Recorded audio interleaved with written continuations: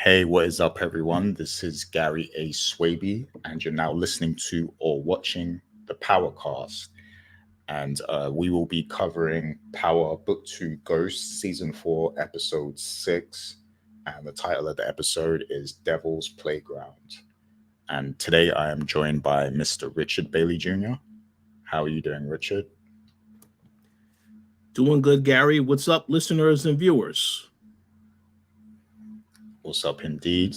And I am also joined by Miss Dana Abercrombie. How are you doing, Dana? Hello, everybody. I'm doing very well. I'm happy to be here.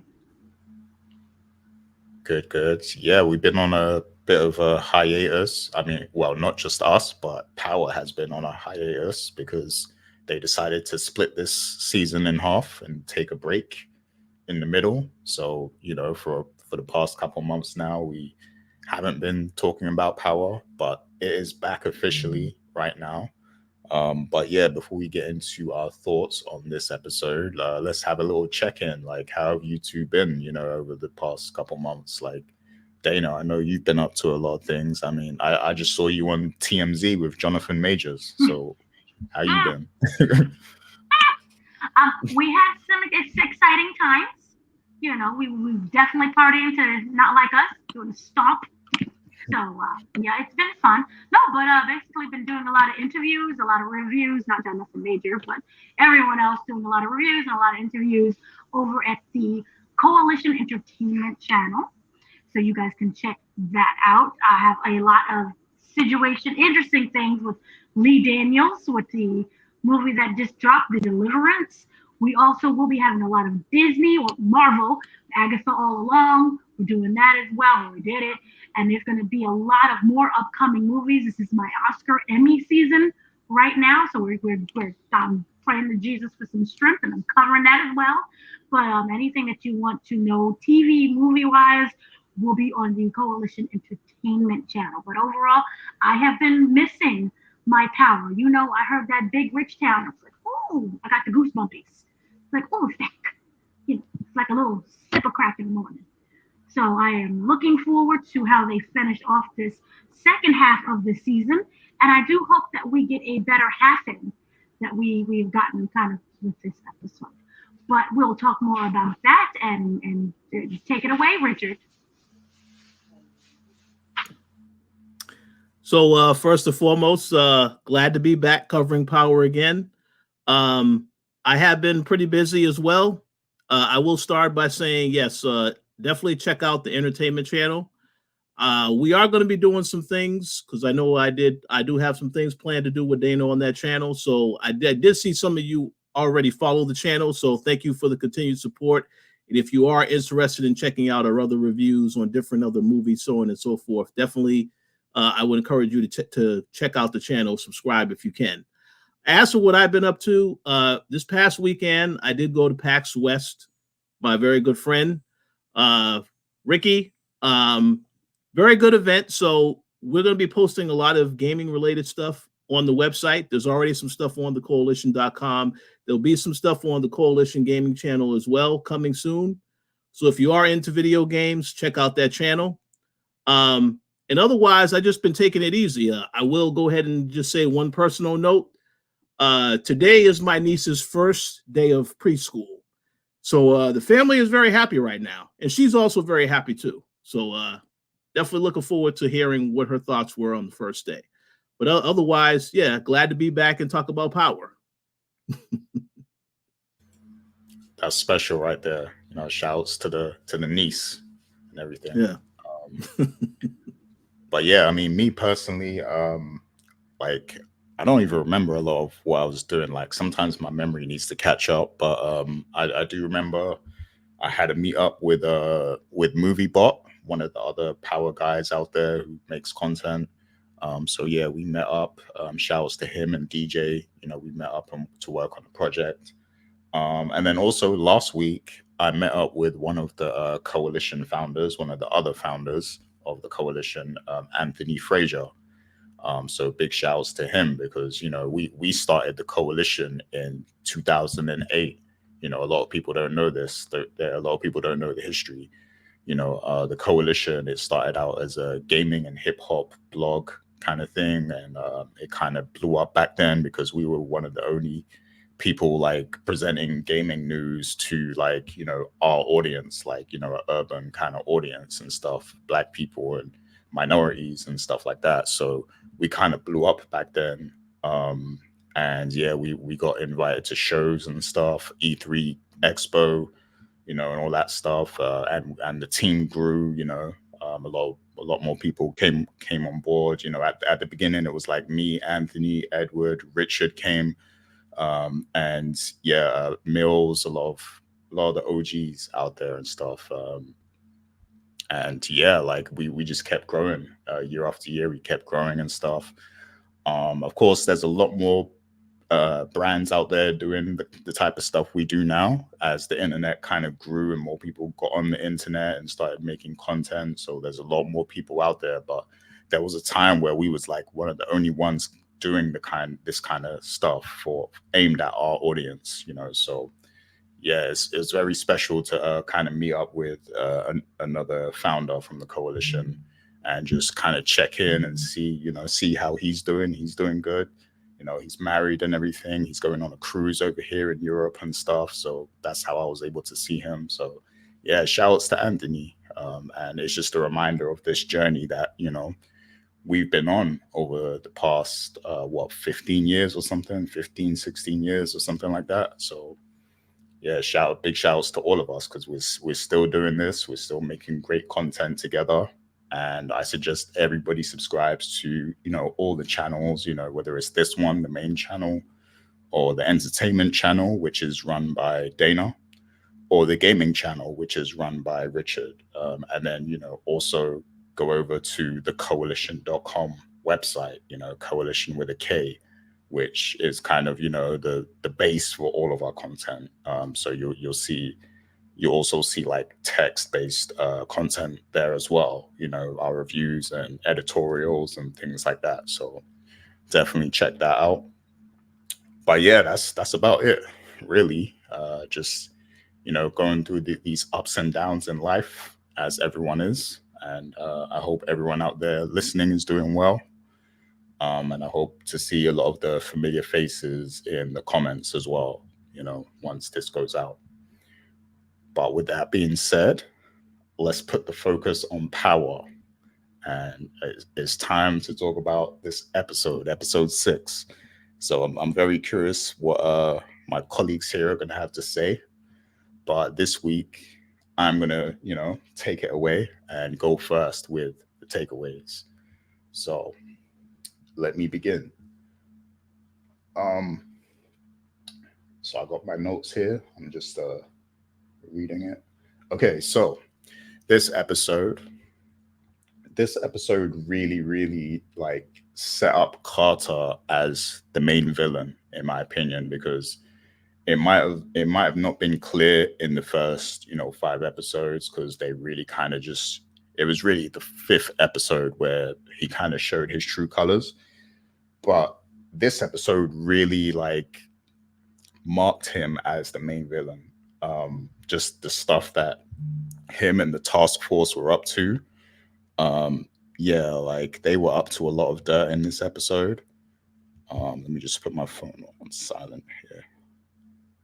Yeah, so him and the task force were really up to some dirt in this episode. And like, we had them stealing money. We had the woman officer beating up Diana.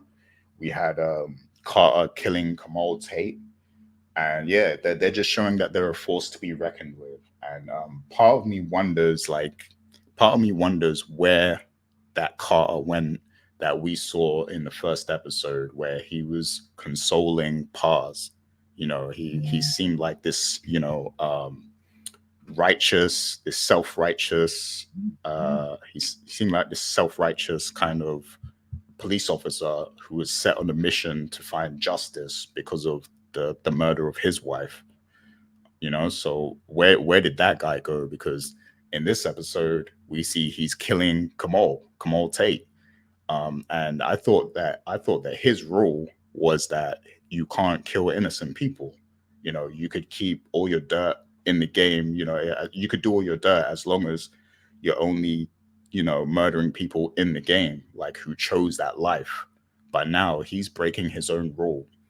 And, I read a lot of fiction, I watch a lot of movies. Whenever somebody breaks their own rules, it never ends up well. We saw that in The Wire. We've seen that.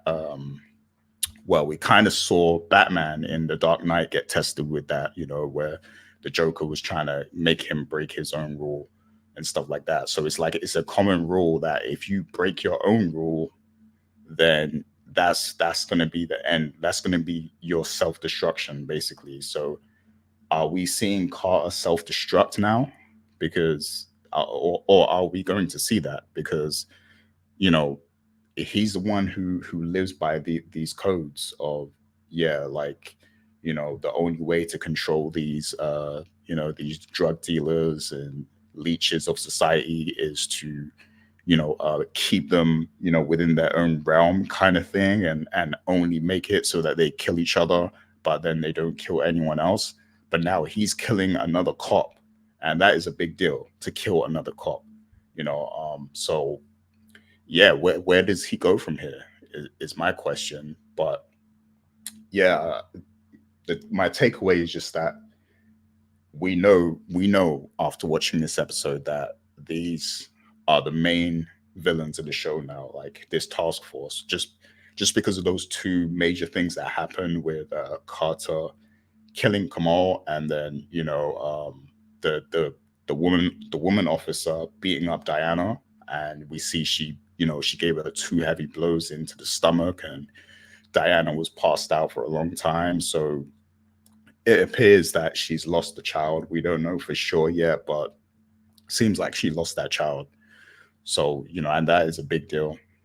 And that kind of I'm going to address that in one of my other takeaways. But yeah, second takeaway I have, first of all, is that in this episode we saw Kane speaking with his mother, and he was alluding to knowing that she stole the product, or she tried to steal the product and everything like that.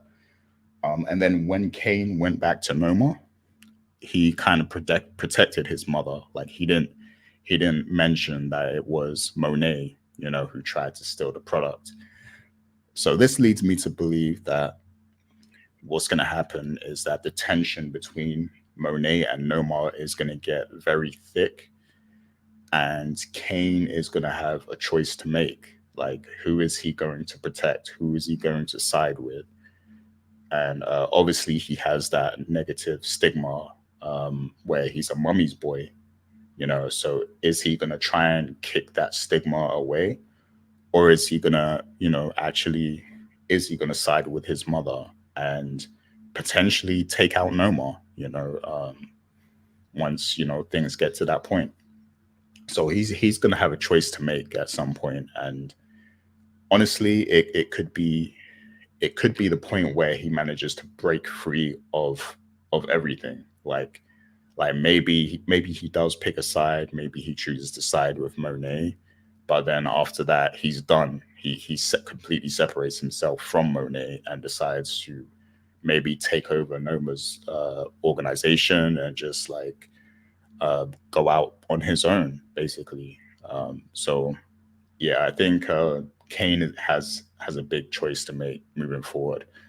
Another question I have is like, and I guess we can talk about this later, but is Effie going to be part of this? Like when he makes his big decision and maybe takes over, is she going to be a part of it with him? Because he seems to show a lot of respect for her, even though they have their back and forth and they have their arguments and stuff like that. He seems to care about her still, because even in this episode where we saw the Russian meetup get shot up and all that stuff with the cops, and he seemed concerned about her still being there, whether she managed to get out of that alive. So yeah, I think Kane's ultimate goal will be to kind of walk his own path, but he may do that with Effie also, because Effie has kind of helped him out a lot as well. So yeah, that was just another observation from this episode. And let me get to the next part of what I wanted to say now, after my first takeaway. So this is my final takeaway, but so let's assume that Diana has lost a child. Then it means that if that's the case, it means that Tariq has lost something, very life changing to him. And I'll be honest, like I don't think that Tariq has shown a lot that he cares about this child and Diana. I mean, he has said certain things here and there. He's made it seem like he wants to, be in his child's life, and he makes it seem like he does want to step up to the role of father. And I guess we have to be honest as well. Like, this isn't something that you just do overnight. This isn't something that you just wake up and you're like, yeah, I'm ready to be a father. I'm ready to be the ultimate father now. Like, so I guess he's kind of in that phase of still coming to terms with what this means. But yeah, he hasn't really shown a lot of concern thus far, for the child, and for that thought of being a father. To me, it seems like he's more focused on Anya Covington and on Noma than anything else. So yeah, like he hasn't seemed very concerned up to this point. But once he realizes what he's lost, that might kind of spark something in him, or he might, it might bring about a change in him, and he might want to find revenge for this. Like, once the realization hits him that he was robbed of something special, maybe he'll go on a warpath. And Diana knows who's directly responsible. She knows about the task force. She knows about, because they came into the house and everything. So she can actually point him in the right direction. And, and even in this episode when he killed Zion, I believe Zion said something that was kind of alluding to the fact that that Carter might be involved. So, Tariq knows who Carter is. So it's like, why would Zion think that he's doing something for Carter? So I think Tariq can put the pieces together and, realize that Carter is the one that's responsible for a lot of this stuff going on. And yeah, I think that will put him at direct odds with Carter, who is now the main villain. And maybe this is going to be the focus of the next 4 episodes, I guess, which is going to be Tariq trying to take down Carter. And yeah, so maybe this is where it's going, but yeah, I just want to see like how it plays out really, and what role will Tasha have in this? Like, is he going to consult her again for if he really lost his child? I feel like that's a moment where you would seek out your mother, for some guidance and affection and all that stuff. So maybe we'll see her again. Maybe they'll have a moment together, discussing this. Although I don't know, I got to ask you guys some questions later, because I feel like there's a chance the child survives. Like, the child might survive. Who knows? But yeah, we gotta discuss that.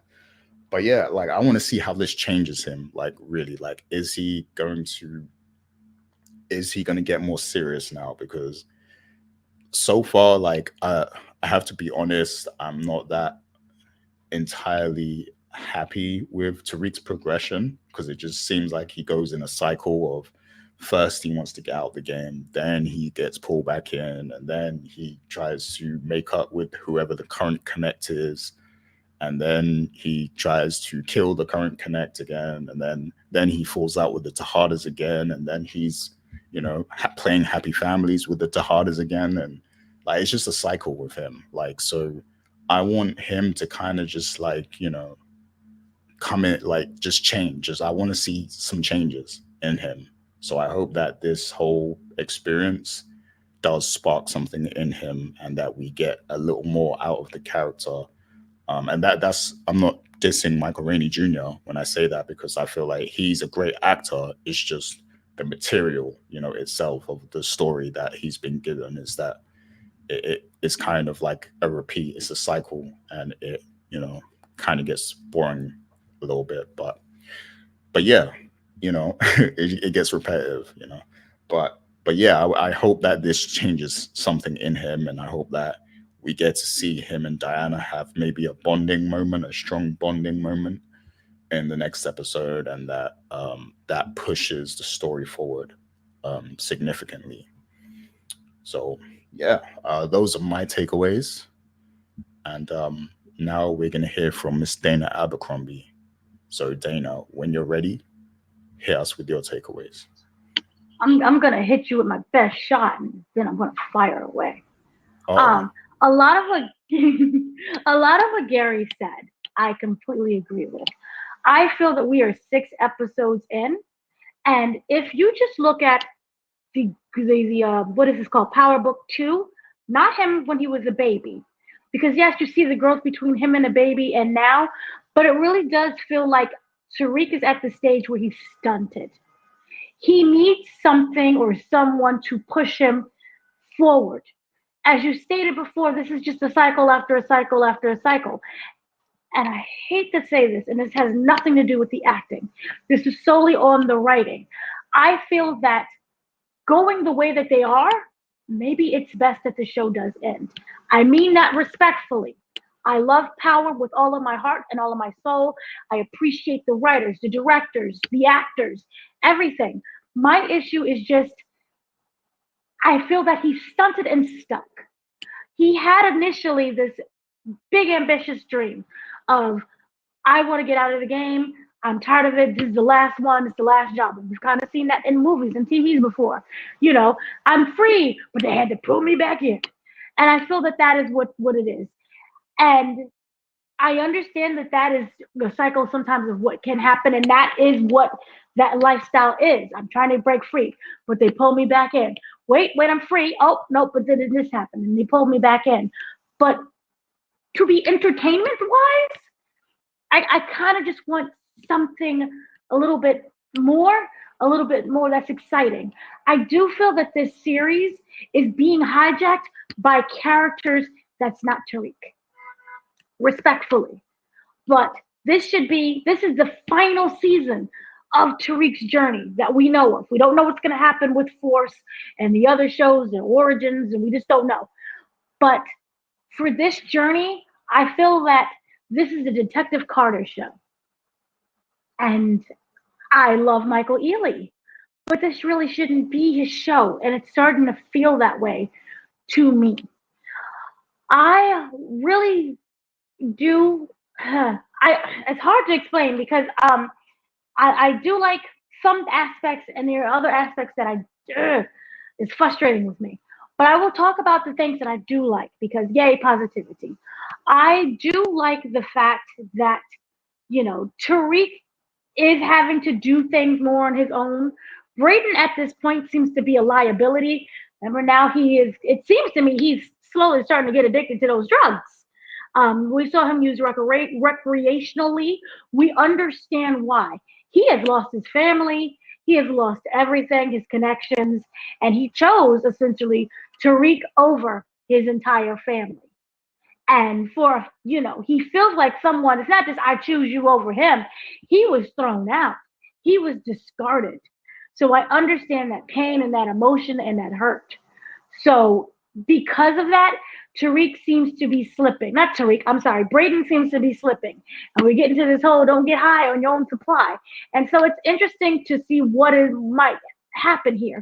And we do, as a result, have Tariq kind of step up. Brayden is there, obviously, because we did see the death of Zion. But Tariq seems to be the one that's making more of the plans and the moves.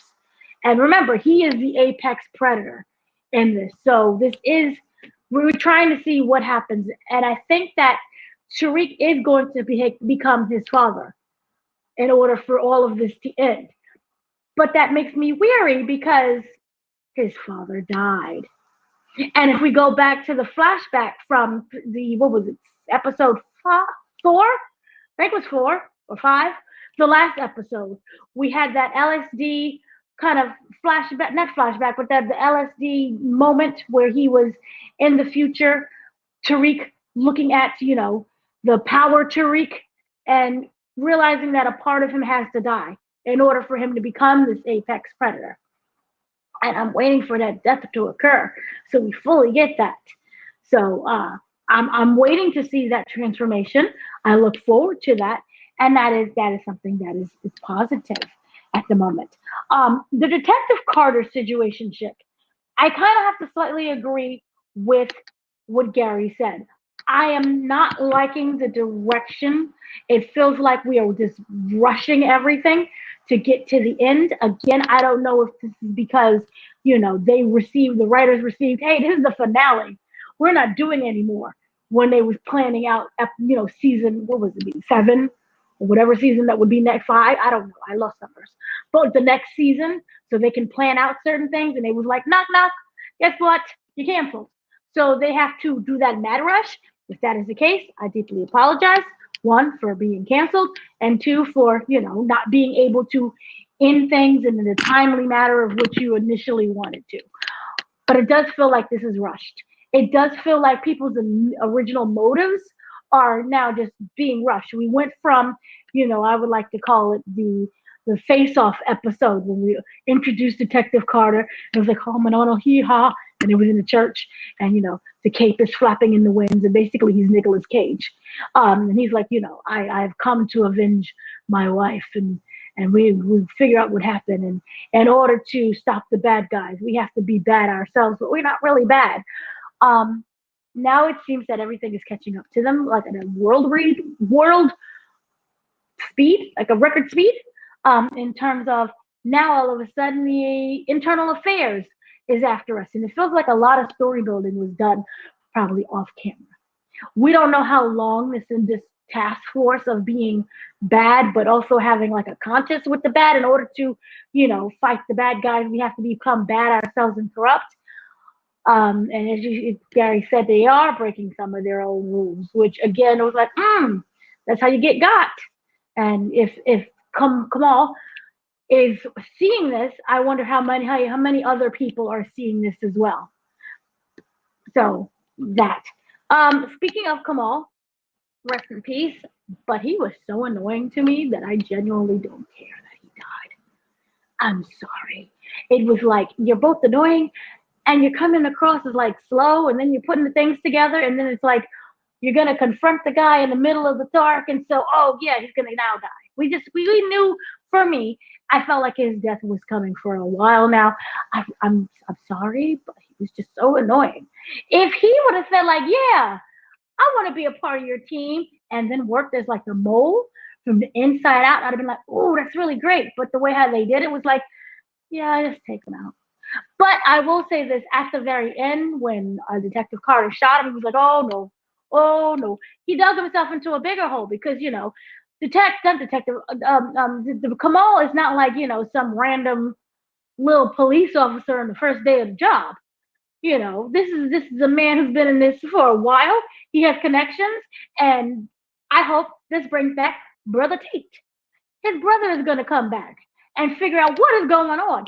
And maybe he's the one that's like, boom, I'm going to get you. And he's the one who causes the downfall of Detective Carter. And in a way, I don't want him to die. I don't. Instead, I want him to be arrested and thrown into the jail of the inmates that he arrested. And then they'll get his claws on him and they'll be fighting. No. And he's torn to shreds. So that'll be great. I'm sorry, I had coffee, so I'm all over the place. One of the things that also seemed interesting was Effie.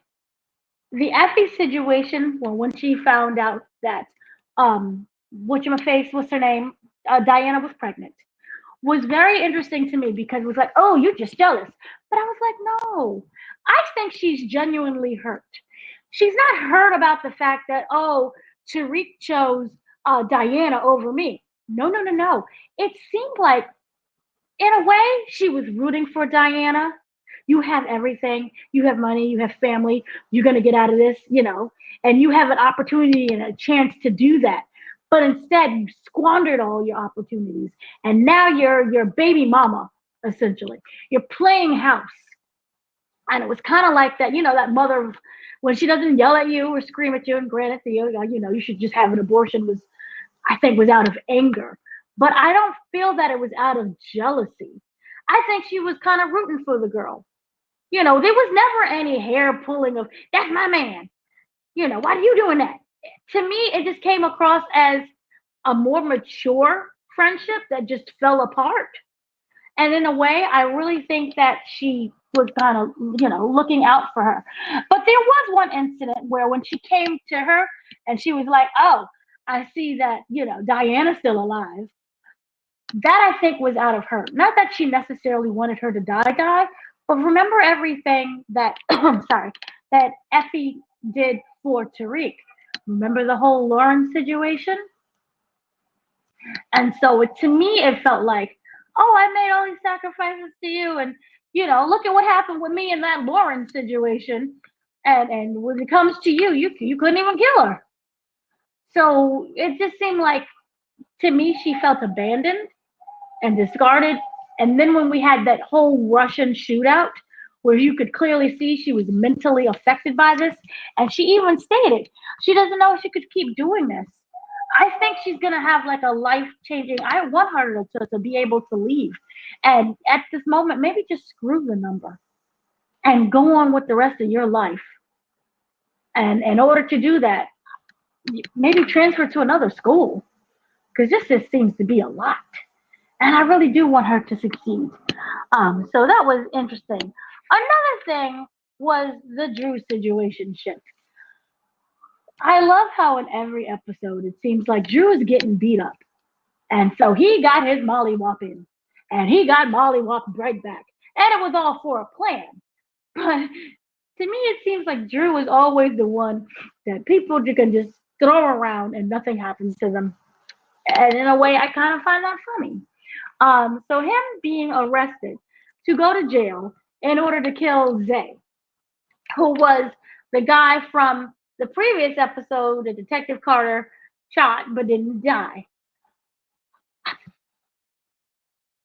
Like, I understand that it is to get him to he wants to be in a higher position where he's not the errand boy. And he stated he wants to be one of the lieutenants and a part of Detective Carter's, task force. I just think that he's really going about certain things the wrong way. Remember in the previous episode before the break, he was going to be an artiste. Remember he was going to have his art hung up in the museum at the exhibit. And I just kind of wonder, did we lose the original plot? Because there were so many things that's going on. And I wonder, and I do hope that they would turn to that. And this is a side quest. I do hope that happens. But it's just interesting to me. It's like, I want to be an artist and look at this piece over here. And she's like, well, are you an artist or not? And he's like, well, darn it, I need to figure that out. Next thing you know, he's in jail killing people. But, I think that just kind of goes with the rushed situationship. But that whole incident with him was interesting. But, I felt that it could have maybe been done better. And then I also have to talk about the female cop who basically has been harassing the Tejadas and could have caused that entire miscarriage with Diana. I understand that she's acting out of desperation.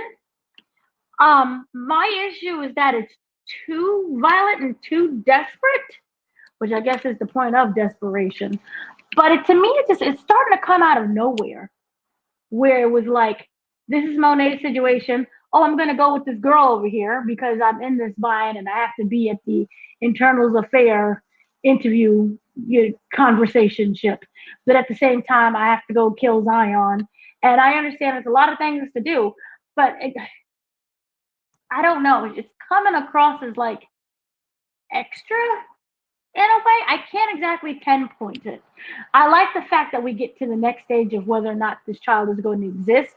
And I feel that this is the defining moment between Diana and Tariq's relationship, situationship. I don't know what's going on in the ship, but there's a baby and maybe there's not a baby. But I do feel that this will kind of further that. And I did interview the actors who played Tariq and Diana, and I asked them that question, and then they kind of basically said that this furthers their bond. This strengthens their bond. And so with them together, they could be that power couple. And I don't necessarily mean Tasha and Ghost, but maybe a little Angela and Ghost, because they actually loved each other. Maybe it is Tasha and Ghost because they wasn't exactly together. But in a way, I don't really see him like bopping her in the head, being like, "You sure was dumb." So yeah, but I do see it. I do like the fact that they could be that power situation ship, because I don't think it's defined as boyfriend girlfriend. I think it was, but at the same time, it doesn't feel like baby mama. Been a very important thing that was said. Tariq said, basically he was saying, I got you and the baby. It wasn't like, oh, I got my baby. That's my baby. Screw you. As we've seen like a lot of times when you're in that baby mama situation, where it's like, I can't stand you, I hate you, but that's my baby. He was saying, I always got you and the baby. So I wonder if they're actually gonna like make this a relationship thing. And if we go back to the LSD kind of freak out episode, remember, it wasn't like, well, no, she did kill him in one of the things. But the point was, they were together. Remember when he came home and the baby was like, "Daddy, daddy, daddy," and Diana was like, and it wasn't like, "Rrr." So I do think that they are moving towards an amicable relationship. Maybe it may be a hit one, smash a little bit, and then it's respectful. They love each other, but I'm still not convinced that it's like, I'm down for you. We see each other situation. But then again, it's very young, and it's too early to tell. But this baby could be something that, well, as she said, it brings them closer together. So I'm looking forward to that. But the fact that the baby got stomped on, I hope the baby is okay. But at the same time, when he finds out what really happened, and he finds out who did it, and essentially it's also Carter, because this is Carter's people. She's afraid of being taken down because of what Carter is doing. And remember, the cop initially kept saying, Carter, once he gets you, he got you good. And it's essentially everything that she's doing because she's in a jam, just like everybody else is. And so Carter is pulling all of the strings. So I wonder, will this make this, vengeance even more hard hitting? And that Carter will see his downfall on multiple people at this time, because he has Tariq, he has Monet, he has Diana, and who knows, maybe that cop was like, we got to take him out. I don't really know where this is going, but I do like their connection with each other. And then kind of lastly, I just wanted to say that I'm interested in what's happening with Noma.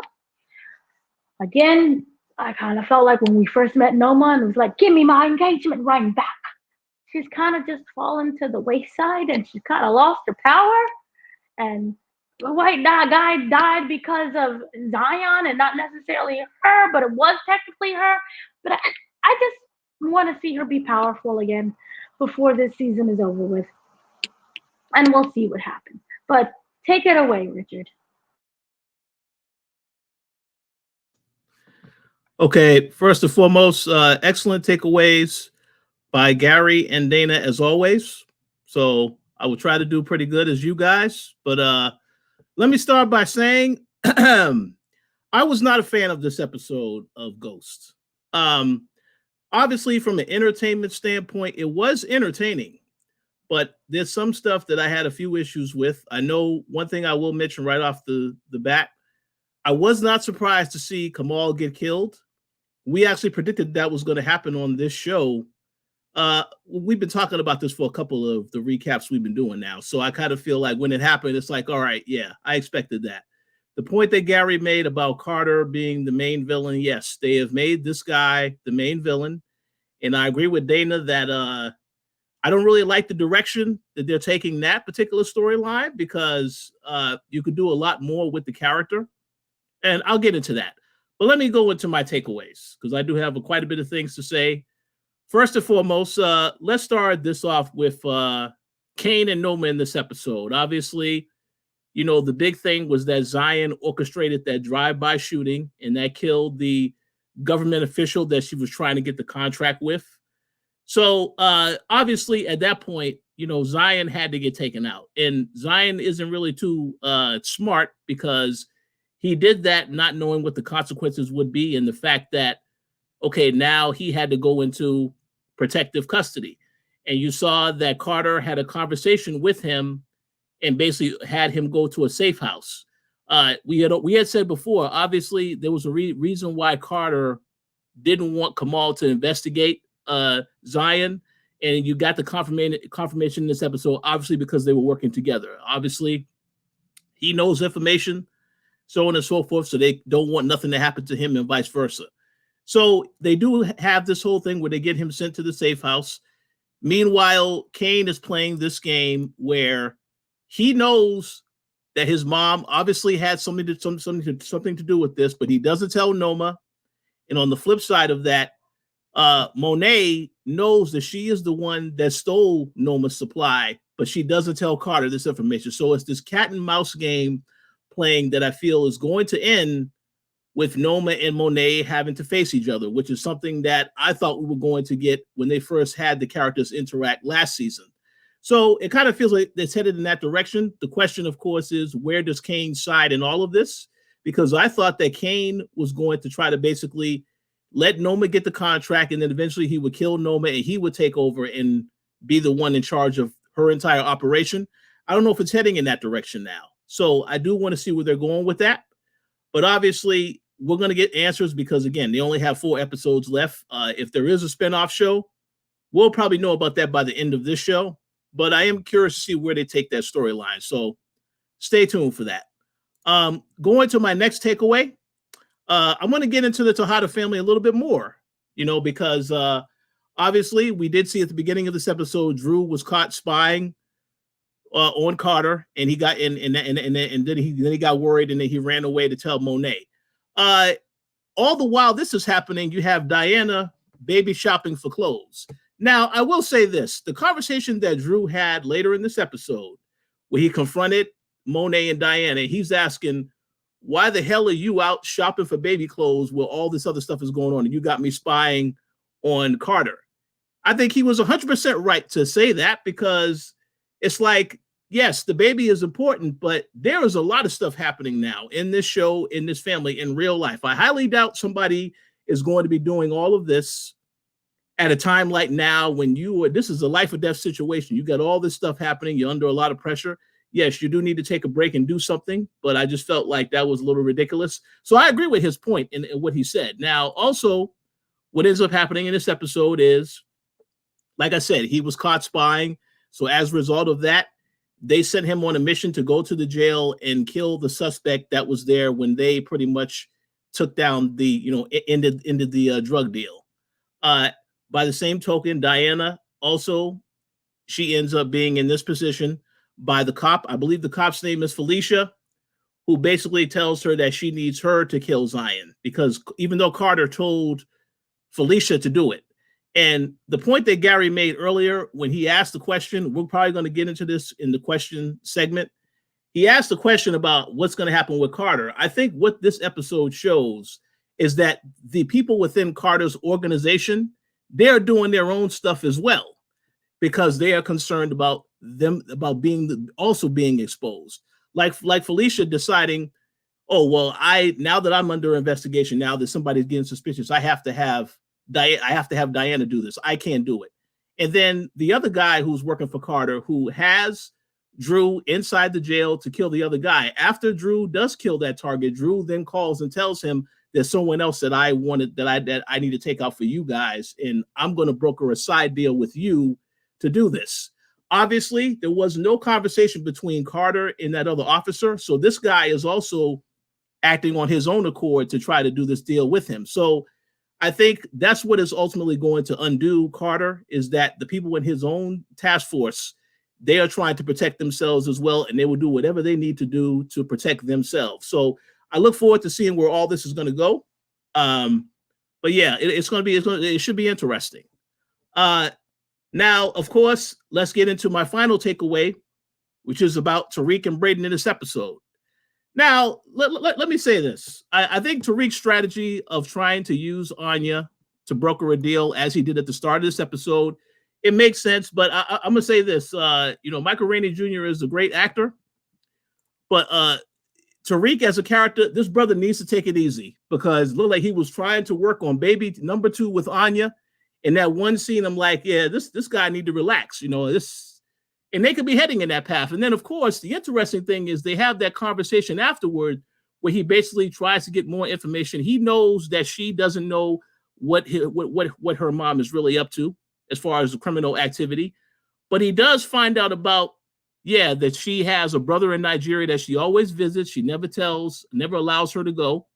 And of course, he knows about her business dealings in Milan and London. So it makes me wonder if this is going to end up becoming an exit strategy for Tariq later on, when things start to get really crazy towards the end of the show. Because I don't think that Michael Rainey Jr. or Tariq I don't think that Tariq is going to die by the end of the show.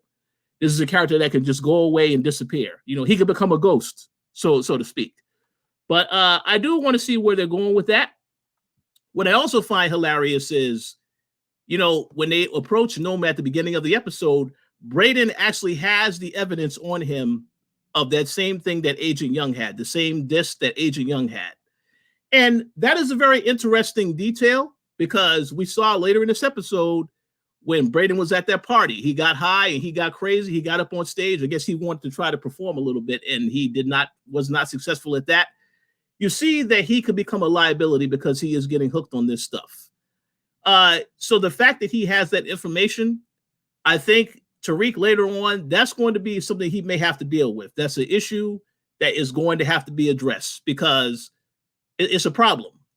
But as for Tariq showing some care and concern for his child, all of a sudden, like Gary said, I will say this. If Tariq is going to become a father and protect his family, this brother needs to learn how to fight, because he got his tail kicked in that fight with Zion.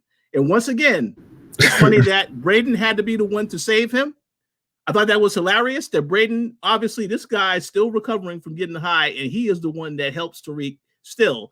So, but Tariq needs to learn how to fight. I can't, when I laughed when I saw that, it reminded me of last season where Kane was also whooping Tariq.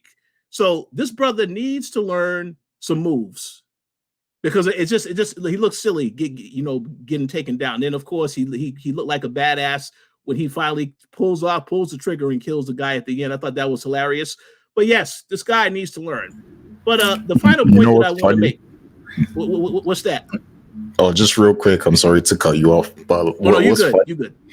What's funny about that is because obviously Zion is a trained fighter, right? Like we see him training and stuff, and he owns like his cage fighting ring and all that stuff.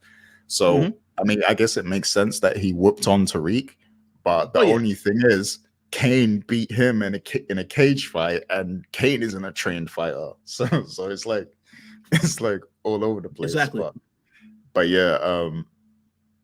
But yeah, like, I do agree. Tariq's got to get some hands, because I mean the whole reason he had to kill Salim is because Salim kind of got off on him a little bit. So Tariq does need to get some hands so he can protect himself.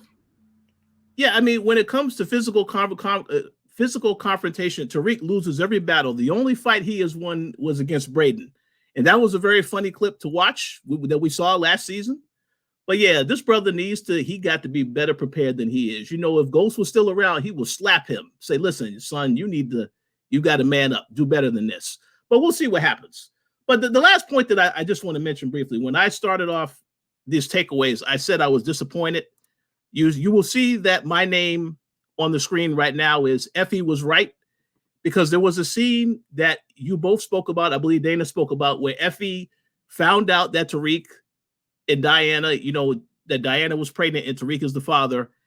And she made the comment about, and I see that you still have this, you still didn't kill her. You still didn't pull the trigger. You still didn't get rid of them. My issue with this show is that they told us in this finale of last season, now it's Tariq versus everybody.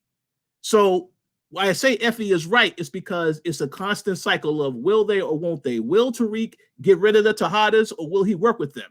And I kind of feel like right now, after this episode, the fact that, that the child might be dead, I feel like it's going in the direction of, okay, now Tariq has to work with the Tejadas to take out Carter. And I don't want them to go in that direction because it's just too much repeating of the cycle. Just get rid of these characters and move on. So I'm glad the show is coming to an end, because I have a real issue with them constantly repeating the same thing over and over again. It's just like, and it's something that we always talk about with the Power show in general, where it's always the team ups of the powers, the super team, whatever.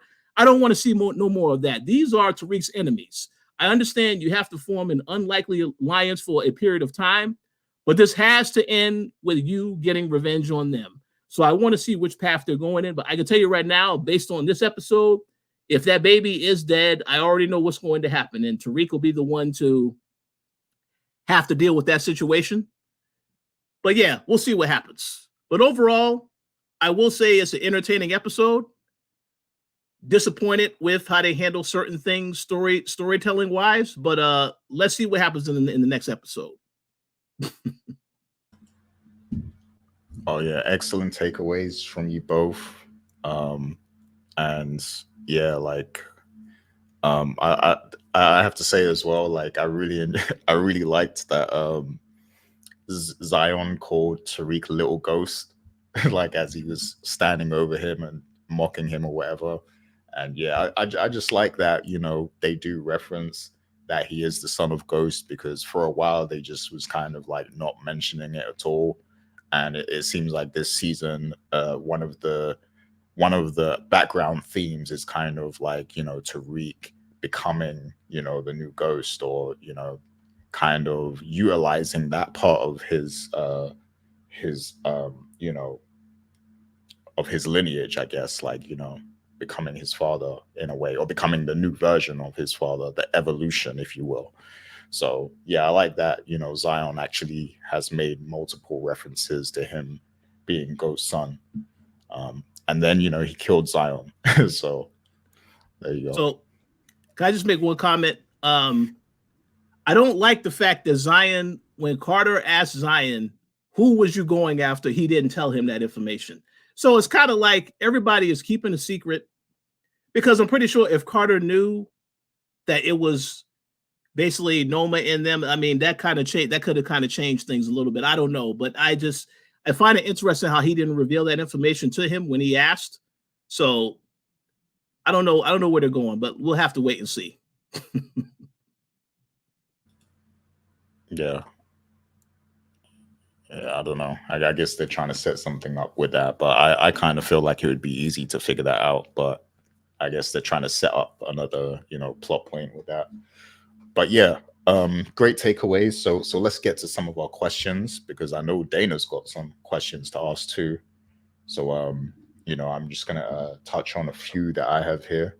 So I mean, the first one, I've got to ask this. Do you actually think Diana lost the baby? Because I guess it's up for debate. We don't know for sure if she lost it. I mean, they made it seem like it.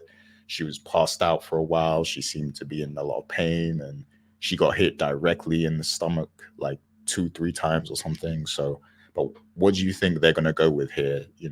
Where is the baby still alive? Did it survive, or has she lost the baby? Which version of the story do you think that they're going to go with?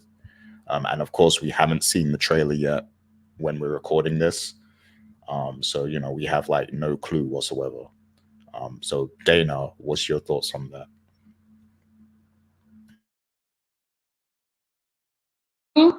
I don't know the answer to this. I don't think that's a fair question, But I do think that I want the baby to live because that furthers the complications that we have. But at the same time, if the child is no longer with us, um, I could see that further. Either way, Tariq is going to be explosive with anger. And this is a huge determining factor of him taking down Carter and probably shifting. Because remember, he has a reprieve a little bit. He has some breathing room with Noma. They made that deal. But shifting all of that anger now to Detective Carter and towards this woman who I don't even think they have gave her a name. Um, but the bigger question that for me when I was watching it was, did she intentionally know that she was pregnant and purposely attacked her stomach so that she would have a miscarriage? Because remember back in the very beginning when they raided the house, well, not raided, but stormed the house and went through all those clothing and in the shopping. It was, oh, who is this for? And Diana says, no one. And it was basically, oh, how many kids do you have? I don't have any kids. Oh, it's a lot of nieces and nephews. And nobody answered anything. And she just kind of gave that look. And when she took the gifts, it was like, oh, thank you for the donations with the children's drive. To me, I was wondering, were those answers to like, hey, you're pregnant? And then she used that information later to like physically attack her. And because she purposely attacked the stomach. It wasn't like I'm gonna bash you in the head or I'm gonna break your leg or I'm gonna cut out your boob. It was purposely the stomach. And so by doing that, and then she ended with, I own you. And to me, that is a huge I own you now by killing your child or at least attacking the child. So that would be well, that was running through my head more than anything. But I don't know if that child is alive. I obviously would want it to be alive because I don't want. I hate to say this because it sounds weird, but in a way, Tariq and Diana no longer have to deal with each other anymore. And I think if they're forced to deal with each other, that furthers some more growth and complications with both of those characters. So I would prefer that the child is still alive. Yeah, I just want to say I'm glad we have you here because I feel like there's certain things that only like women would pick up on, and maybe some of it where you mentioned about them going through the groceries and stuff and her finding the stuff and then asking those questions, because yeah, I didn't pick up on that initially, and I only watched it one time this time. Usually I watch it more times before this show, but that's another story. It's not our fault. But I think that your perspective on that, she could have really known.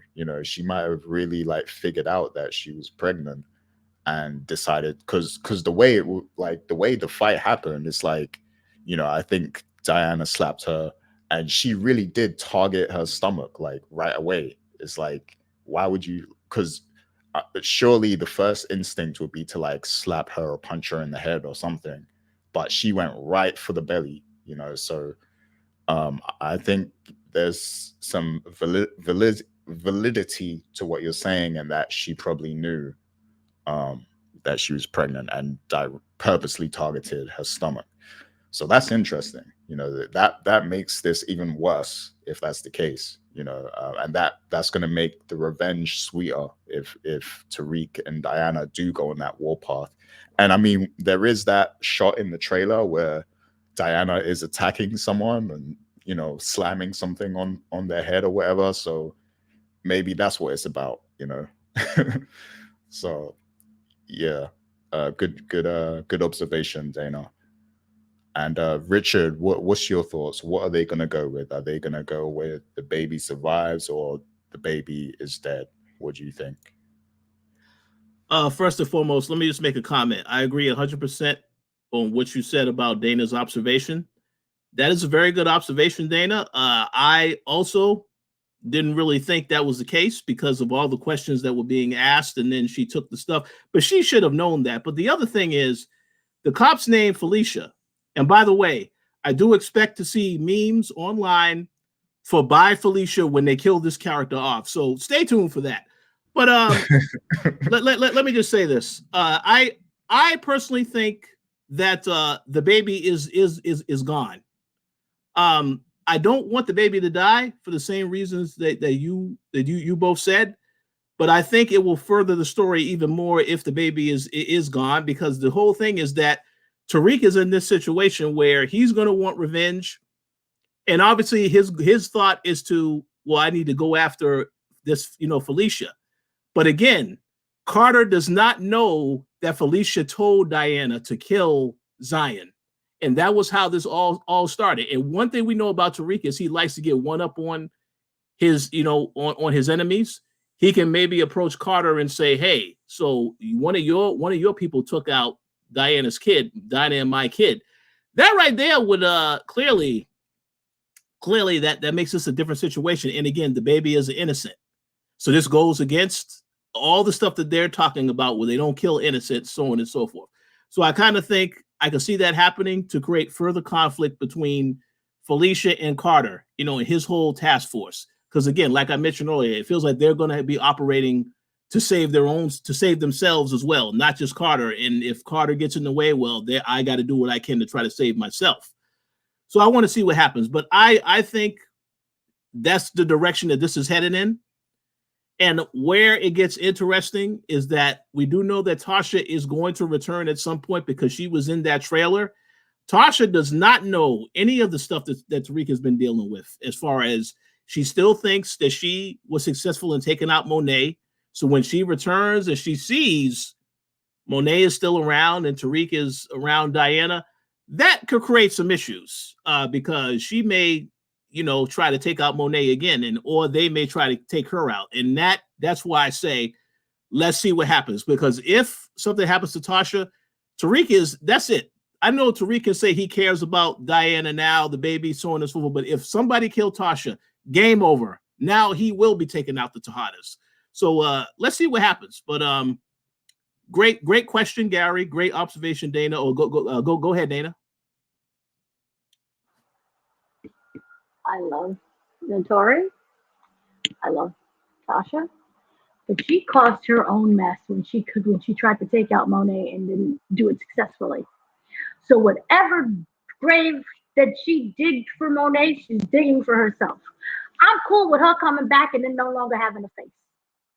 Because storyline wise, I understand the intent. I understand the original purpose, but it feels like we have kind of deviated so much from that. We got baby mama drama, and other people are now involved, and there's the whole FBI task force is coming around and stomping out fetuses. That I felt, and I said this before, her being alive is probably a hindrance to Tariq. And I think that once she expires, he can finally be free, because it's no longer an obligation of I have to look after my mother. I don't know what happens to the sister when it comes to that. I don't know if Graham is still alive, Grandma alive. I don't know, because she had heart attacks and we off screen. But I truly do feel that was a great goal in the beginning, but right now it's kind of hindering him. And if she can just expire, then he can focus on getting out completely for himself and not have to worry about a number and certain things in place for him to make sure that he takes care of his mother and his sister. I don't know what's happening to the sister. Maybe, I don't know. Maybe, random thought, the child is actually the sister. And through some weird bond, him and Diana raise it together. Not saying that they'll be together, but families happen in different ways. We lost the baby. Here's my sister. I'm not saying one replaces the other, but that's the only thing that I can see with this. If she loses the child. But I'm okay with Tasha dying because she is responsible for all of this. She was the one who decided to be a terrible shot. And, and Tariq further dug himself trying to protect her. So, I definitely agree. Well, we'll see what happens with Tasha, but I agree. If she does come back, she probably deserves to get taken out because she already escaped death. You escaped jail, so that means you should just get out. But yeah, if she comes back again, something's probably going to happen to her. One last comment I do want to make, and this is why I say, so if the baby is dead, if the baby did not make it, I know I made the joke earlier that we saw Tariq getting busy with Anya. It'll be quite interesting if Anya ends up pregnant instead. Now, the reason why I say that is because he hooked up with her multiple times. And again, Tariq is in a situation where he's trying to use her to get information. He got information out of her in this episode. He's not taking that relationship serious. He's working on trying to figure out what his plan is. So the plan could backfire if she does end up pregnant. Or well, now you got a responsibility to worry about with this situation too. So I kind of feel like they can do that and pull a red herring, say, oh, you thought it was Diana. No, it's actually Anya. But I don't know what they're doing. They can do anything they want to do.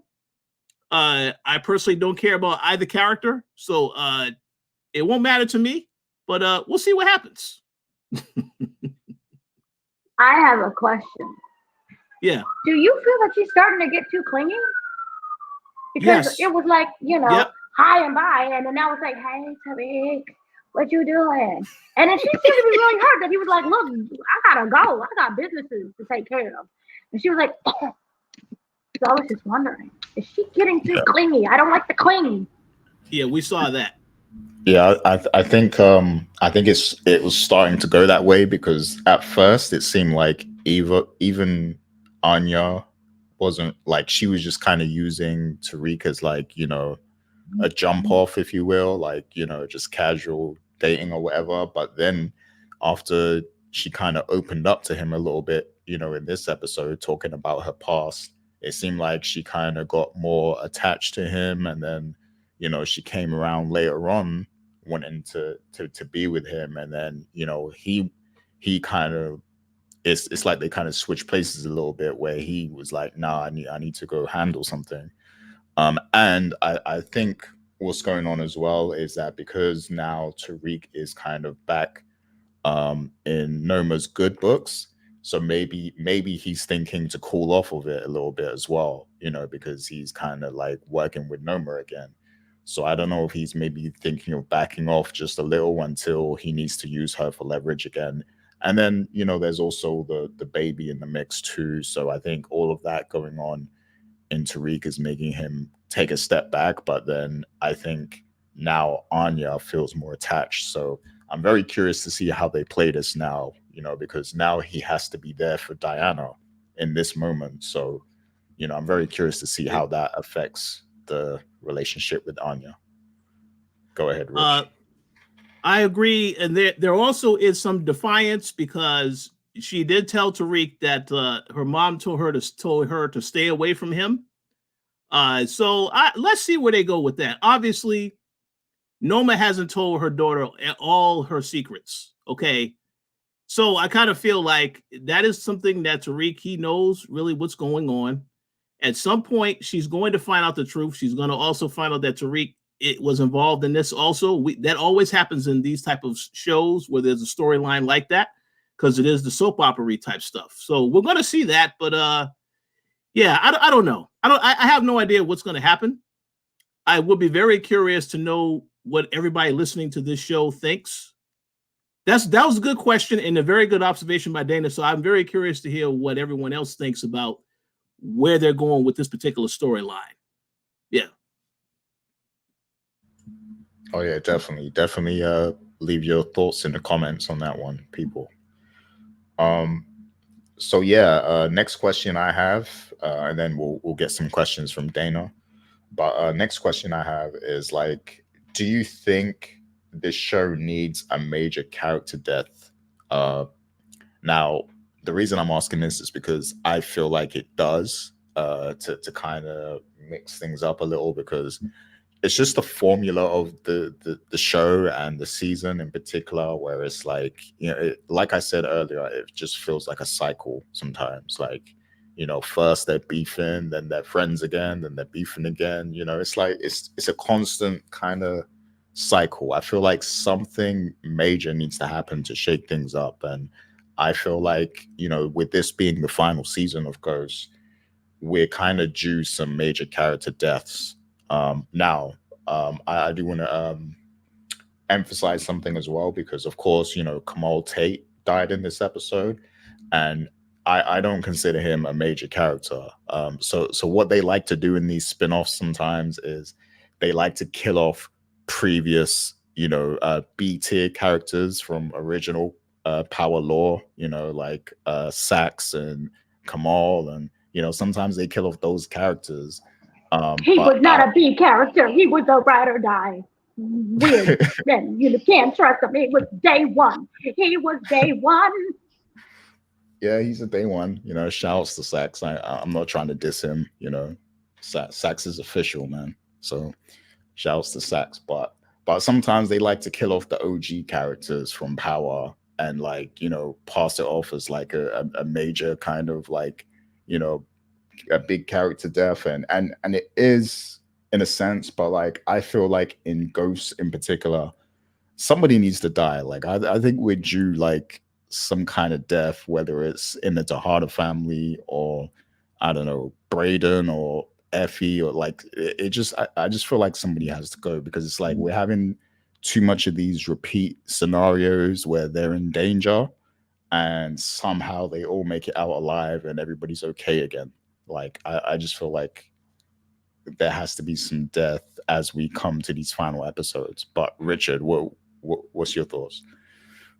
I agree, but I want to elaborate on your question further. So I do agree there needs to be a major death, but my question to add on to yours is, for you and Dana, and for the listeners to answer, is who do you think that should be? Because you said something that will change the entire view of the show. So I'm just curious if y'all have any ideas as to who that should be, if they do that. But I do agree they need to do that.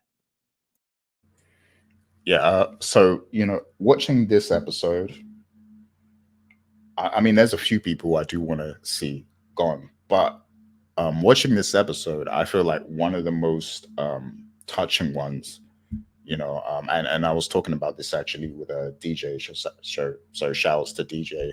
But one of the most touching deaths I think would be Braden, because he is directly attached to the main character, which is Tariq, and he has supported him throughout his growth in this series. And in this season now, it kind of seems like he's going through, this, I don't know, he's going through addiction right now. It seems like even the person who introduced him to the drugs kind of, was treating him crazy, like a fiend, basically, pushing him off stage, so it's he's kind of he's moving a little funny right now. So I feel like they could be setting him up for a major character death, and that's something that obviously would affect Tariq a lot. There's also maybe his mother Tasha,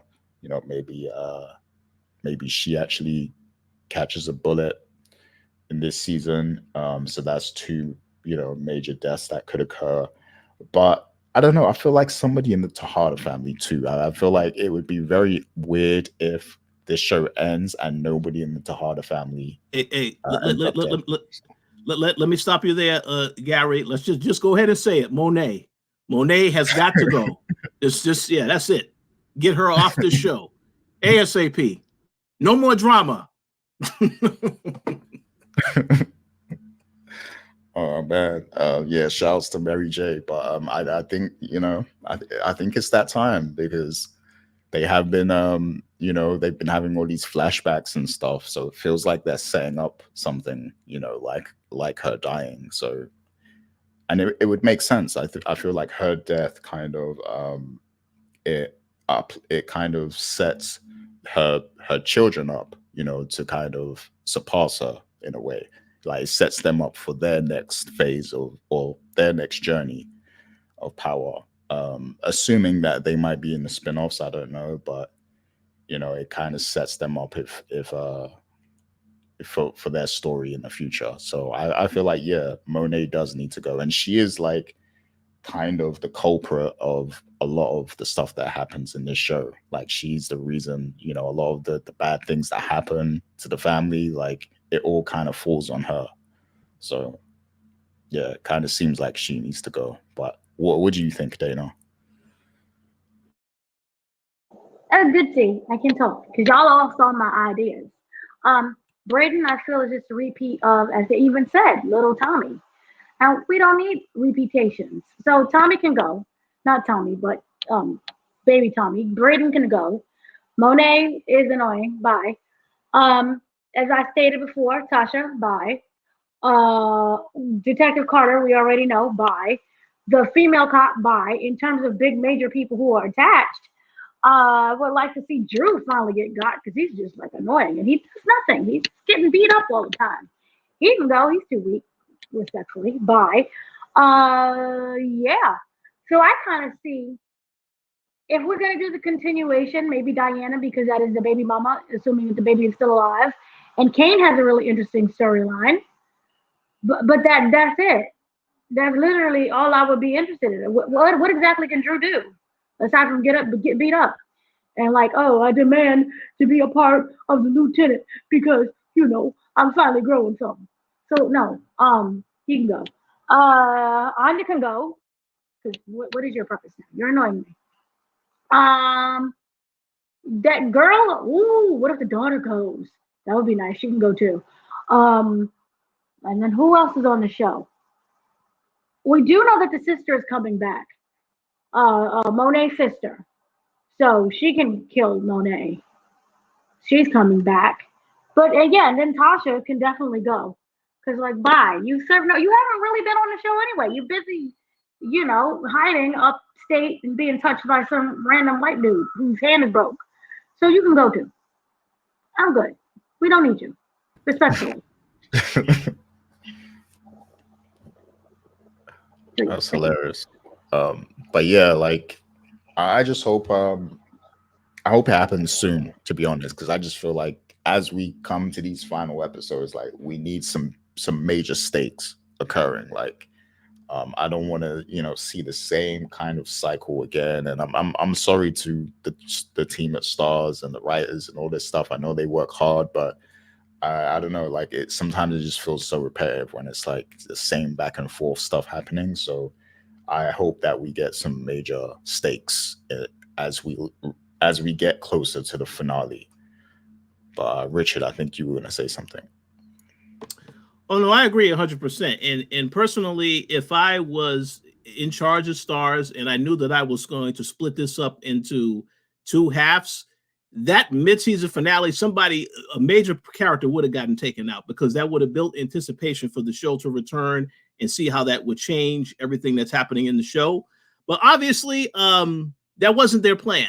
So, but I do agree with what both you and Dana said. A major character does need to go. At the very top of my list, it is Monet, all right? Because, like I said, we've seen a lot of this character. You've seen backstories. And you know that she's just a horrible person and a horrible parent. Now, you can make the comment that she did certain stuff to try to protect her kids. But this is a character that there is going to be some type of showdown between her and Noma by the end of this season because they keep delaying the inevitable. You can't delay it, but when there's only 4 episodes left. So that's going to happen. But yeah, Monet needs to go on so that her kids can live on and do whatever they're going to do. And then you can see how that death impacts them because at one point they all wanted to kill her because of what she did as far as killing their father. So that needs to happen. I also think Drew needs to get taken out. Yes, I agree with Dana 100%. This character, because you had the whole thing where he had that confrontation with Kane earlier this season, and you thought Kane would pull the trigger, but we already knew that wasn't going to happen. So I do think that character can go as well. And of course, Tasha, yes, because there has to be some type of legacy character that you get rid of. This is what happened with Sax last season. So yeah, I think Tasha can go as well. But outside of that, I think what you both said about Braden is a very good point. Because Braden is just going down a very dark path now with the drug stuff. And I was surprised how fast is he is spiraling from the start of this season to now. I mean, it is believable with all the stuff that's going on with him, the family stuff, the drama. But yeah, this guy is he's going through some issues. So I would like to see how that would impact Tariq if not only he does get killed, but Tariq has to be the one to take him out. That will probably take a mental toll on Tariq. So we'll see what happens. But yeah, a major death definitely needs to happen. So we'll go ahead, Dana. No, I agree with you, but also I was kind of wondering, what if he reunites with his sister again, who is also struggling? And they're like, I have to get away from all of this. And it's like, we love you, Tariq, but we can't do this anymore. We can't be around you again. And then so he doesn't necessarily die, but it's like, I have to do what's best for me in my sobriety. I think Tariq will understand that.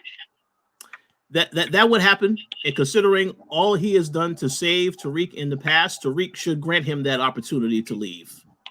Then Tariq can truly be on his own if try to have to figure things out. So I like that idea for sure. Yeah, I do think we'll see his sister again, because it seemed like they were kind of setting something up with that, like when she had to leave her apartment or whatever. So yeah. But let me sneak in one more question real quick, and then we'll get to Dana's questions. But I wanted to ask you guys, will we, like, when Rashad Tate returns, because we did see him in the trailer, will he unite with Tariq? Because we know now that when he returns, he's going to be very mad because his brother is dead.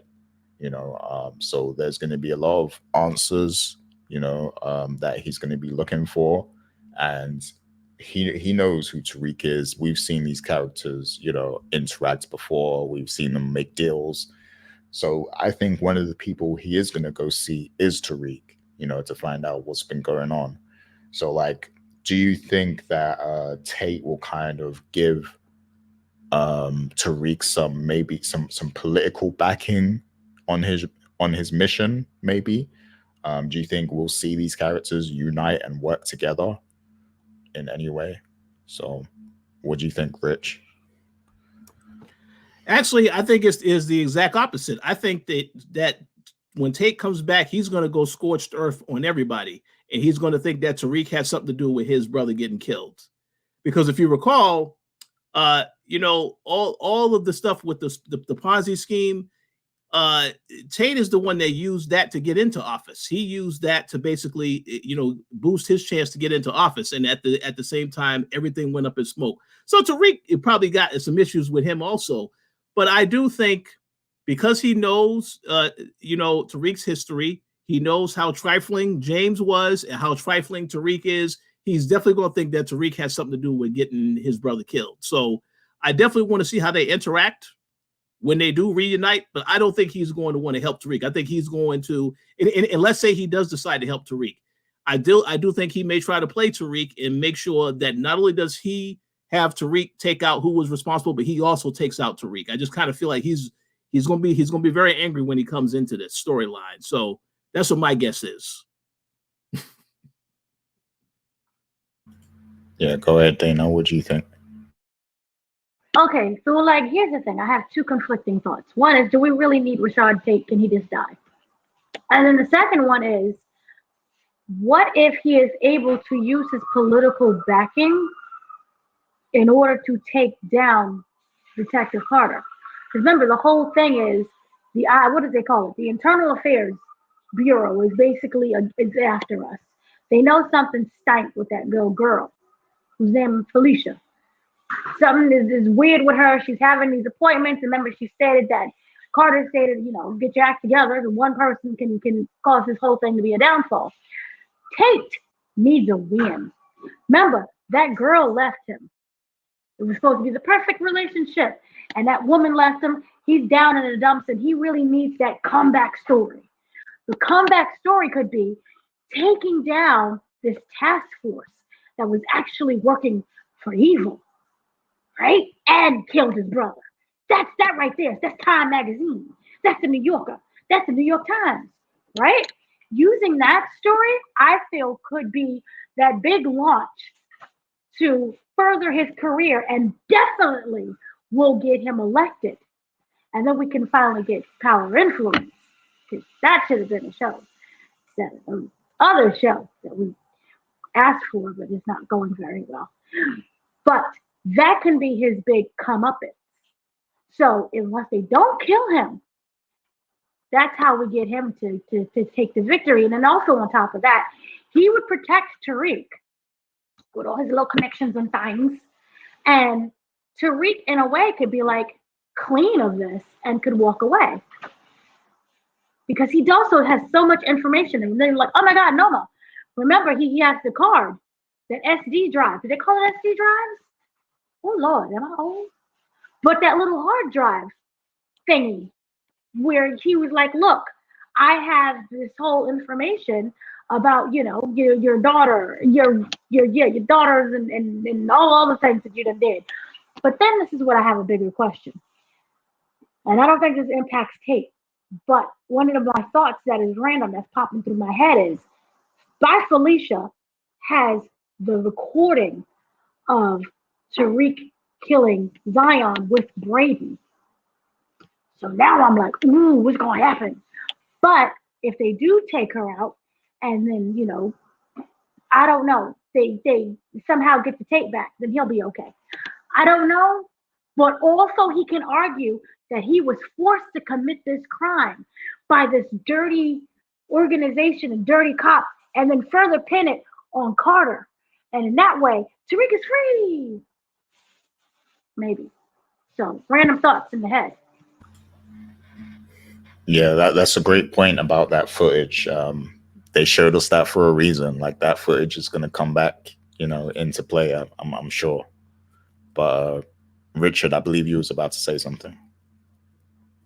Yeah, I just going to make a quick point. I just want to say that's great thoughts by Dana, but I just want to make this comment. I would laugh if Tate does end up helping Tariq, only for them to come to an agreement, and then after Tate gets what he wants, he makes Tariq do time, because that's the exact thing that Ghost said. When Ghost was about to go away, he said, oh, when I get in, you do the time and I'll get you out. So it'll be funny if the same thing happens to Tariq, but this time Tate is the one that does it. That would be hilarious.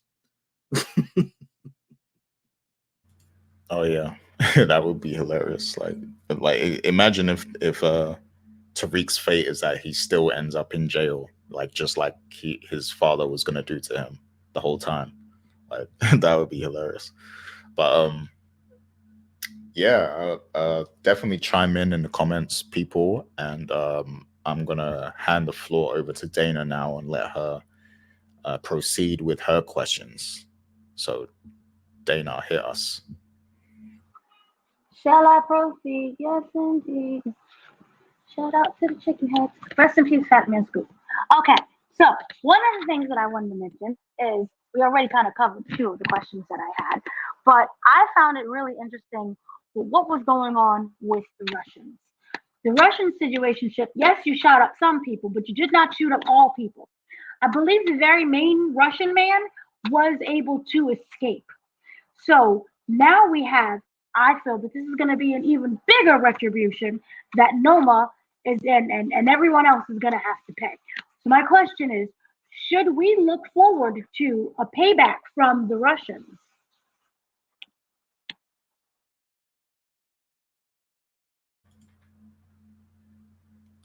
Yeah, I think the guy surviving is definitely telling, and I believe they need an ally. Like if the Tejadas and possibly Tariq are going to try and take down Carter's organization, they need a strong ally.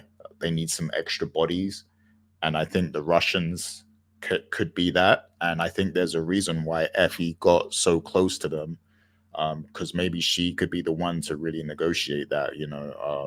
Like maybe she's going to be very pivotal and an important part in communicating with the Russians moving forward. So yeah, I could see that. What do you think, Richard? I just will make a comment.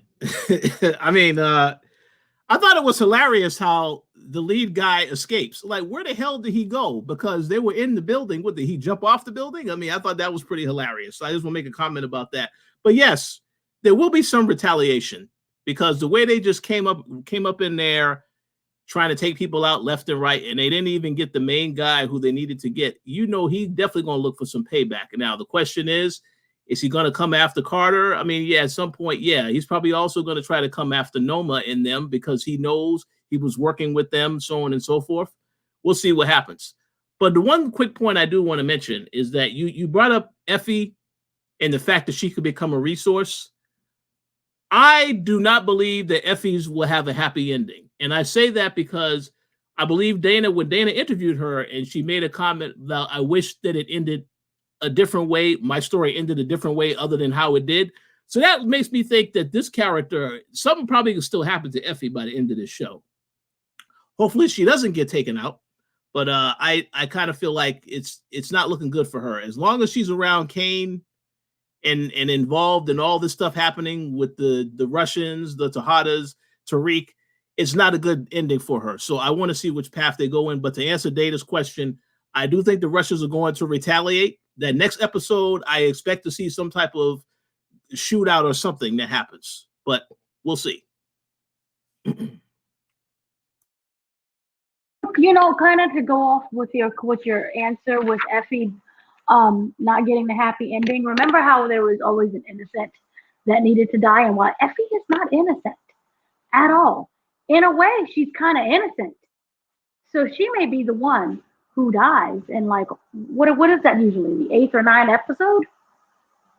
So she can be the one who gets caught with that, and that will make me sad because she had a number and she just wanted to get out, but you never get out of the game.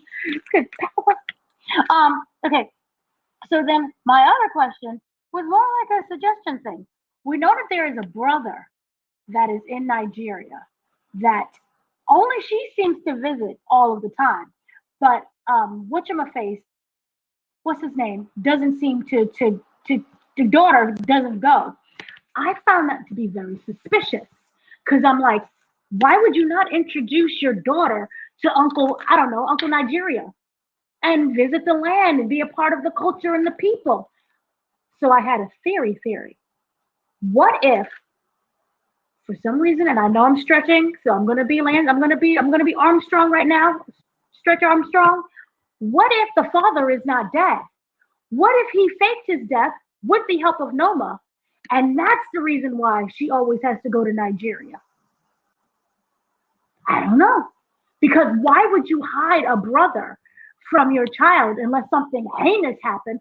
But clearly nothing that heinous has happened because she visited the brother. And she herself is not clean, but she's still always around her daughter. So it's not like my daughter can never meet me because, I'm such a terrible person. But for some reason, we can't meet the uncle. So I'm wondering, do you guys think, could the father possibly still be alive?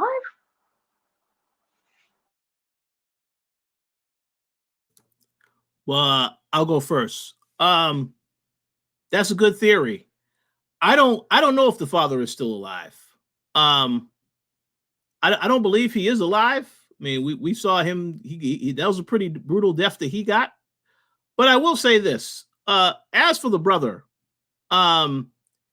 they, like Gary said earlier, they put stuff in this show for a reason. I kind of feel like we're going to eventually see who this character is, because you don't just mention a random character like that and then it's like there's only 4 episodes left and then they completely forget about it. I kind of feel like you don't throw that in there for no reason.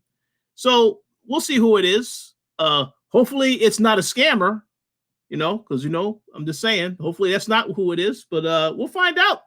But I will say that one thing that this show does, it always has foreshadowing of stuff that's going to happen. So, like I said, them mentioning that character means he could show up. And then the whole thing with Diana, where she had her conversations. I see that, Gary. They had those conversations with she had the conversation with Felicia, and Felicia's like, your family, you made it tell me you don't know how to use a gun. And you have this whole thing of Diana trying to pursue school and do the right thing. obviously, when she kills Felicia, that is going to change her, and then she's going to probably end up becoming very similar to how her mother is. Not in every way, but as far as being a killer and protecting hers, yes, that's going to happen. So the show does a lot of foreshadowing. So I kind of feel like we will get some answers about that other character at some point, maybe. But I guess we'll have to wait and see where they're going with that. Yeah, good points. Can you remind me exactly like what was Anya's wording? Because I got the gist of what she told Tariq, but I just can't remember like the exact wording of like what she said about the uncle. Sorry, I was muted. Okay, so this is what she said. Now, I didn't write it down verbatim, but she was telling information about, oh my God, my family, whatever, whine, complain. But she did say, oh, Black Jesus, notes, give me strength. Nope, hold on. Wait, it was, okay, here we go. So she stated that this was after Diana said that she wanted the baby to live on the campus, which is a whole other thing that I was really angry with, but whatever. She says that Anya's family is in the oil business. Remember, she said, my dad was in the oil business before he died. He was like, oh, tell me about your family. And he was like, she was in the oil business before he died. And then she went on like, but my mom's the boss, and I love my mom, and she's able to do all these different things. And she talked about her traveling. She's like, oh, where are you based? She said they're usually based in Milan and London, but they were spending time in New York City. And then she stated that it was weird because they're always spending too much time in New York City. New York City is like, you fly over, maybe you stay a day, a weekend, but you're not going to live here. Ew, New York City, right? And then she said that they have businesses, that she travels around and she goes to Europe, South Asia, and Asia. And then she said, oh, well, my mom, she was like, oh, was there any other place that you would like to go? She said, my mom goes to Nigeria, but I never get to go, and I would love to go to Nigeria. And she said she's always there to visit her brother. And that's when Tariq was like, But she didn't say the brother's name. She didn't say what he did. She didn't say anything. But they did a little, remember, there is the oil business, which could be literal oil business or the drug business in Africa. So we don't know, but that's what it alluded to. Okay, that's interesting. So my take on that is like, so we still have like 4 episodes left, like, which isn't a lot for like, major storytelling to occur, like, or some new storytelling to occur. But I definitely think they're setting something up with that. Now, it could be a spin-off situation, like they could still do the London spin-off. And the thing is, with London, we have a very big Nigerian community in the UK. Well, a lot of African countries are like, we have a community over here, Afro Caribbean and stuff. So yeah, I could see maybe that being a pivotal character if there is a London spin-off. So maybe that could be one of the main figures in that show if they choose to do that, if they choose to go that route. Maybe they will introduce the brother in this season just to kind of set things up. Who knows? But that seems very intentional, like for her to phrase it in that way. So it does seem like they're setting something up with that. And I feel like with only 4 episodes left, it could only possibly be a spin-off, like if they want to pay this off in any kind of meaningful way. It seems like, another thing is as well is we haven't seen or heard from RSJ, which is the actor who played Chris in The Wire. He was a big part of season 3, and I believe he is going to be in season 4. So I'm like, is there going to be some kind of rug pull with that character where they reveal his secret or who he is? Like maybe he has a connection to Noma that we don't know about or something. Because where is he? He hasn't been here this whole season, and I think he's credited in this season. I think, last time I looked at IMDb, I think he was there, but sometimes that information isn't always updated. But yeah, I don't know. I feel like there could be something with RSJ that we see this at the end, and I don't know if it's going to relate to Noma or not, but that's something to look out for as well. But go ahead. Didn't he flee because of the Ponzi scheme? No, well, he didn't he kind of help collapse what's the name of the company? Western Holdings. Didn't he kind of play a part in their demise or something? I thought he got caught up in the Ponzi scheme, and that's why he fled. They messed up his money, right? They messed up his investment or something. So I think he exposed them, maybe. Oh, that's so long ago. That's when he was talking to that lawyer person outside. I think there was a scene. That could be true.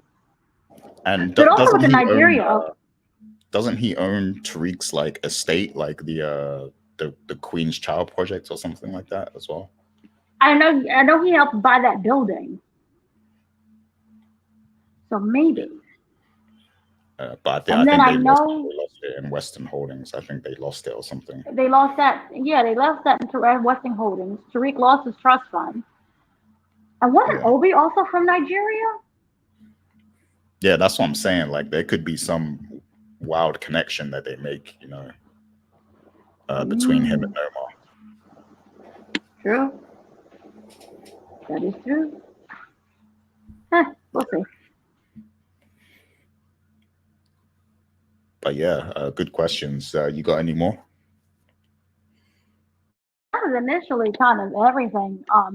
The only thing, was the observation that Diana wants to raise the baby on the campus, and that's kind of, I don't think she trusts Noma at all. She wants that child around Noma, really, because it's like, why would you subject her to living on a campus when you can just clear out Kane's room? But I don't think she wants to live. She wants that kind of maybe a fresh start and finish up her schooling and then take her baby and go. But that was kind of really just it. Okay.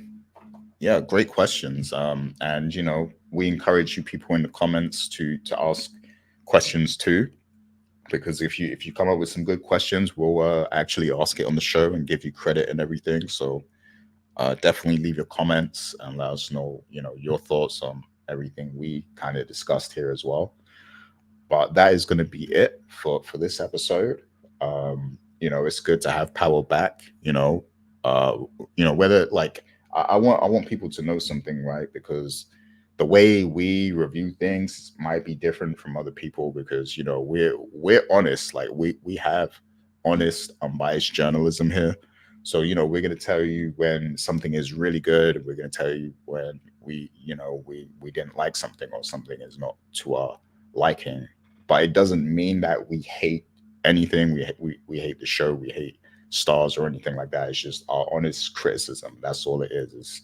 It's unbiased journalism, and that's what we stand by at the Coalition. So, although we talked about some good things and bad things with this episode, I want to make it clear we love Power, and we love that this is back and that we get to come here and review the show every week and stuff and interact with the community. All of that is great stuff. So it feels good to be back. So I just want to say that, and it feels good to be talking to my brother and sister here, Richard and Dana, as well. So shout outs to you both. It's good to see you again. But yeah, that is going to be it for this episode. Any final thoughts or shout outs before we get out of here? I'm going to go to you first, Dana.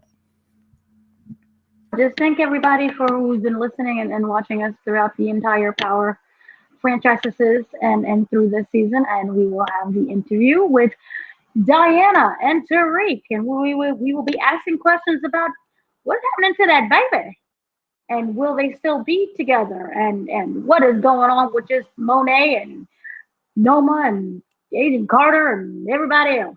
So tune in for that as well. That's on Sunday, by the way.